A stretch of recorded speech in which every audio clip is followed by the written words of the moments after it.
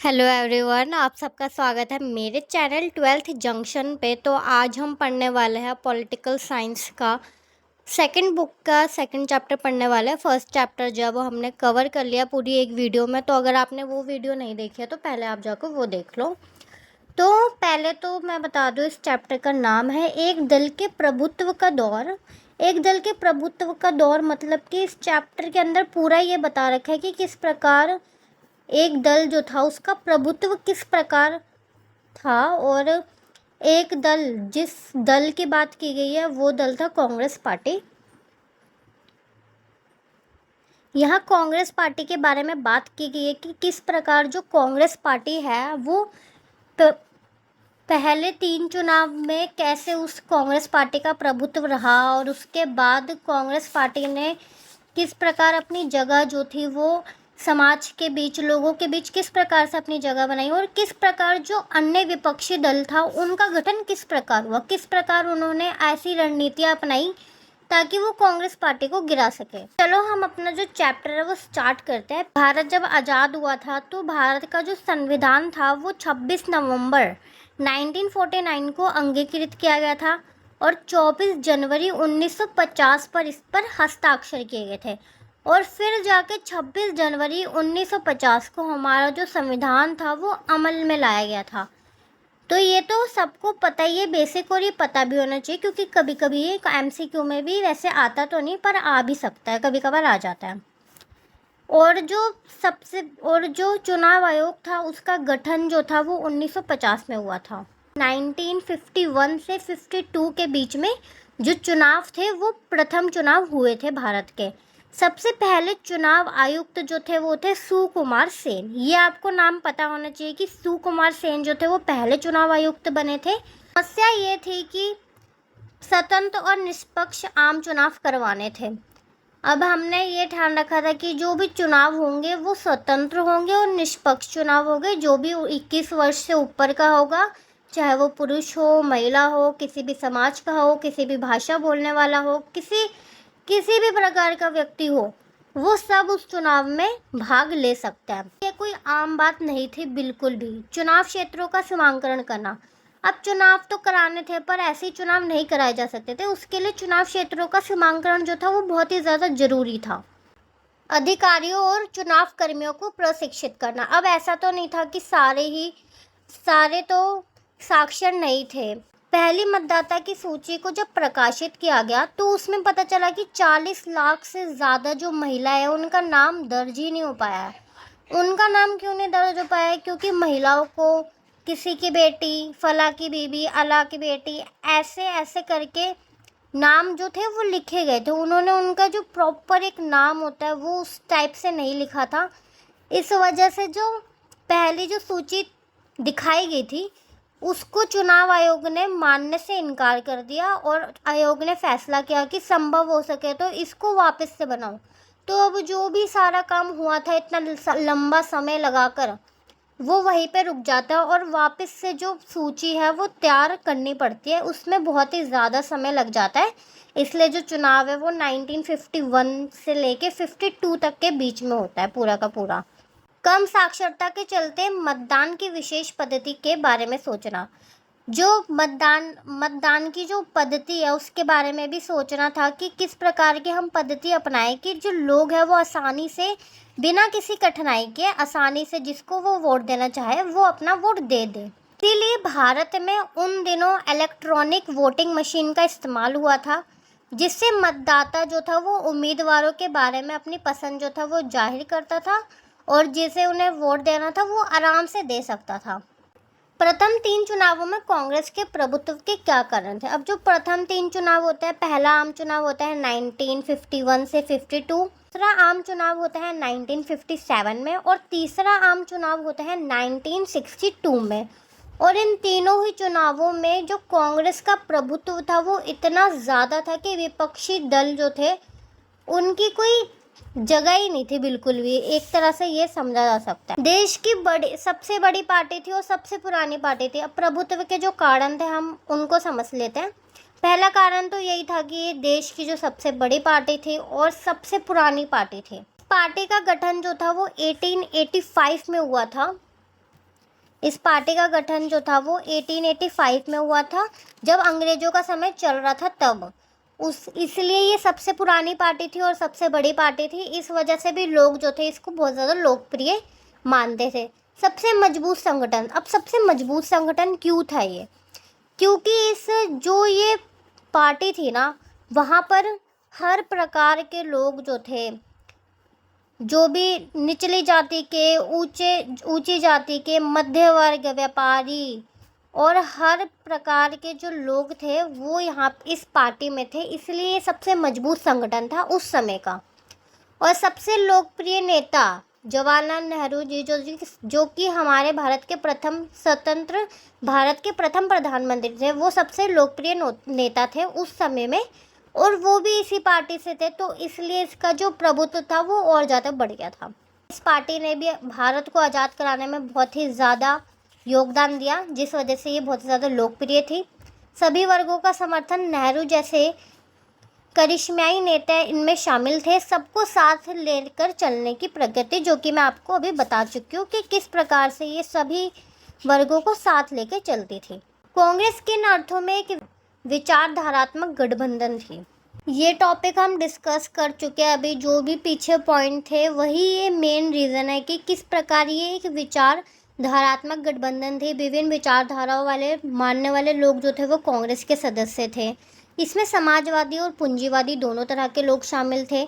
समाजवादी, पूंजीवादी हो गए, जैसे कि शांतिवादी लोग हो गए, नरमपंथी, गरमपंथी, वामपंथी, दक्षिणपंथी, हर तरह के लोग। कांग्रेस एक मंच था जिसमें सबके लिए स्थान था। कांग्रेस का गठबंधी स्वभाव था, सभी लोगों का प्रतिनिधित्व करती थी ये पार्टी, और पूरे देश में मजबूत एक संगठन बन गई थी ये पार्टी, जिस प्रकार से ये एक विचारधारात्मक और सामाजिक गठबंधन के रूप में थी। और ये क्वेश्चन भी एग्ज़ाम में आता है, 6 मार्क्स में आ सकता है। तो अगर आप अच्छे से एनसीईआरटी की बुक पढ़ोगे तो आपको पता चल जाएंगे कि आपको किस प्रकार से पॉइंट्स बनाने हैं, और बहुत ही ज़्यादा अच्छा टॉपिक है ये, ठीक है।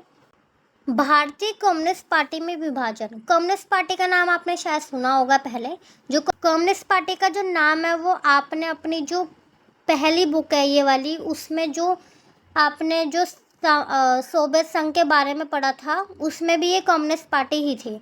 और कम्युनिस्ट पार्टी जो थी बोल्शेविक क्रांति से प्रेरित थी। इसके बारे में भी आपने उस वाले चैप्टर में ज़रूर पढ़ा होगा। अब ये जो पार्टी थी ना वो भारत में आती है। उसके बाद क्या होता है कि जब पहला स्थान, जो कि कांग्रेस का जहाँ पहला स्थान था 1957 में जो चुनाव हुए थे, वहाँ पे जहाँ कांग्रेस को इतनी सारी सीटें मिली थी, कुल 489 सीटों में से जहाँ उसको 364 सीटें मिली थी, वहीं जो कांग्रेस पार्टी थी वो दूसरे स्थान पे थी, उसको 16 सीटें जो थी वो मिली थी। अब जो कांग्रेस पार्टी है ना, उसका भी विभाजन हो जाता है। उसका विभाजन किस प्रकार होता है कि भारतीय कम्युनिस्ट पार्टी 1964 में दो हिस्सों में टूट गई। 1964 में दो हिस्सों में टूट गई। एक थी भारतीय कम्युनिस्ट पार्टी और एक थी भारतीय कम्युनिस्ट पार्टी मार्क्सवादी। तीनों सोवियत संघ के बीच विचारधारात्मक अंतर आ गया था 1962 में भारत चीन युद्ध। इस पार्टी के टूटने के रीज़न बता रखे हैं दो, कि चीन और सोवियत संघ के बीच विचारधारात्मक अंतर आ गया था। चीन और सोवियत संघ के बीच जो अंतर आ गया था, उस पहली रीज़न ये था। दूसरा रीज़न था कि 1962 में भारत और चीन युद्ध हुआ था। 1962 में चीन ने भारत पर आक्रमण किया था, यह भी एक रीज़न था जिस वजह से ये जो पार्टी थी वो दो हिस्सों में टूट जाती है। प्रथम लोकसभा चुनाव का परिणाम बताइए। प्रथम चुनाव होता है, मैंने आपको बता दें कि 1951 से 52 तक होता है। तो जो ये चुनाव था वो उसके अंदर कांग्रेस को 489 में से 364 जो सीटें थी वो प्राप्त हुई थी, और 16 जो सीटें थी वो कम्युनिस्ट पार्टी को दूसरे स्थान पर प्राप्त हुई थी। जनसंघ की विचारधारा का वर्णन। अब जनसंघ क्या था? जनसंघ जो थी वो एक पार्टी थी, जैसे कम्युनिस्ट पार्टी होगी, कांग्रेस पार्टी होगी, वैसे ही जनसंघ जो थी वो भी एक पार्टी थी जिसकी स्थापना 1951 में हुई थी, और इसके संस्थापक थे श्याम प्रसाद मुखर्जी। अब इनकी विचारधारा क्या थी? पाकिस्तान को भारत मिलाकर अखंड भारत बनाओ, हिंद को राजभाषा बनाओ, अल्पसंख्यक को रियायती का विरोध अंग्रेजी भाषा का विरोध, एक देश एक राज्य एक संस्कृति, ये इनकी विचारधारा थी। तो ये जो एक देश एक राज्य और एक संस्कृति है, ये इनका एक स्लोगन टाइप था। तो ये भी आपको याद रखना है, क्योंकि एमसीक्यू में कभी कभी आ जाता है कि एक देश एक राष्ट्र और एक संस्कृति, ये किस पार्टी की विचारधारा थी। तो ये थी जनसंघ की विचारधारा। भारत में पहली बार वामपंथी सरकार किस राज्य में और कब बनी? अब पहले तो ये समझो कि वामपंथी होता क्या है। वामपंथी एक ऐसे लोगों का समूह होता है जो कि किसान क्षेत्र, जो कि निचले तबके के जो भी लोग हैं उनको फ़ायदा पहुंचाने वाली जो भी चीज़ें हैं उनका समर्थन करता है, जो भी वो सब वामपंथी के अंदर आता है। तो जो सबसे पहली जो सरकार बनी थी वो 1957 में केरल में बनी थी। क्या होता है कि इस सरकार को 1959 में केंद्र की कांग्रेस जो सरकार थी उसने संविधान के अनुच्छेद 356 के अंतर्गत केरल की जो कम्युनिस्ट सरकार थी उसको बर्खास्त कर दिया था। और उसने ये जो बर्खास्त किया था वो इसलिए किया था कि क्योंकि जो केरल था उसमें कांग्रेस की लगातार हार हो रही थी। इस वजह से उन्होंने क्या किया कि जो कम्युनिस्ट पार्टी जो उधर सरकार बनी थी जब, तो उसको बर्खास्त कर दिया। और ये जो फैसला था उस पर बड़े विवाद भी हुए थे के खिलाफ भी जो प्रदर्शन जो था वो हुआ था उस समय।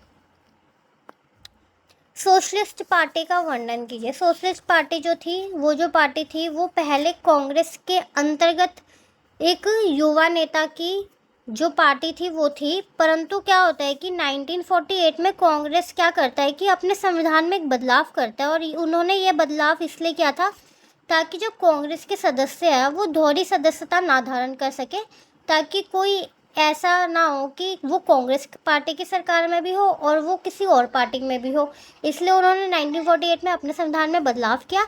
इसलिए जो समाजवादी थे जिसका गठन 1934 में हुआ था, उन्हें 1948 में ही अलग होके सोशलिस्ट पार्टी जो थी वो बनानी पड़ेगी। और चुनाव में इस पार्टी को ज़्यादा सफलता नहीं मिली, क्योंकि ये जो पार्टी थी उसका जो लक्ष्य था वो समाजवादी बनावट वाले समाज की रचना का था।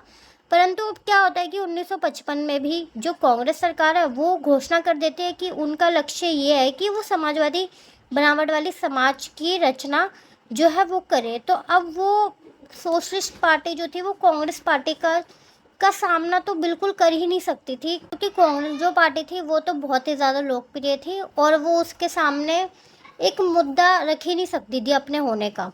सोशलिस्ट पार्टी के संस्थापक थे, उनका नाम था आचार्य नरेंद्र देव। इन्होंने सोशलिस्ट पार्टी का स्थापना की थी और आज़ादी के आंदोलन के दौरान वह कई बार जेल गए थे। किसान आंदोलन में वो सक्रिय थे और बौद्ध धर्म के विद्वान थे। वो आज़ादी के बाद पहले सोशलिस्ट पार्टी का और बाद में प्रजा सोशलिस्ट पार्टी का उन्होंने नेतृत्व किया था। तो अभी तो इस पूरे चैप्टर में यही है। और एक और चीज़ है जो मैं कि आपको बता देती हूँ, विपक्षी पार्टियों का किस प्रकार उद्भव हुआ था। और जो विपक्षी पार्टियाँ थी, जो कि अभी जिन पार्टियों के बारे में हमने बात करी है वो सारी विपक्षी पार्टियाँ थी। कांग्रेस पार्टी जो थी वो उसके विपक्ष में जो पार्टियाँ थी उनके बारे में हम बात कर चुके हैं अभी, जितने भी पार्टियों के बारे में वो थी। और इसमें यही बताया गया कि किस प्रकार जो सारे लोग थे वो नहीं चाहते थे कि अब कांग्रेस जो है उसका दबदबा हटे और बाकी जो पार्टी है उनको भी मौका मिले आगे आने का। तो इस प्रकार ये जो चैप्टर है हमारा वो ख़त्म होता है। बाकी इसके ऊपर मैं एक और वीडियो में आपको इम्पोर्टेंट क्वेश्चन जो है वो प्रोवाइड करूँगी, तो इस वीडियो के बाद वाली वीडियो भी ज़रूर देख लेना। एंड अगर आपको ये अच्छा लगी हो वीडियो तो प्लीज़ एक लाइक और एक कमेंट तो ज़रूर कर देना एंड सब्सक्राइब कर देना जाते जाते, ताकि आपको और चैप्टर्स की जो अपडेट है वो मिलती रहे। और जो इस चैप्टर में साइड बाय साइड दे रखे इम्पोर्टेंट जो भी व्यक्तियों के बारे में दे रखा है उसके बारे में भी मैं अलग से एक वीडियो बनाऊंगी।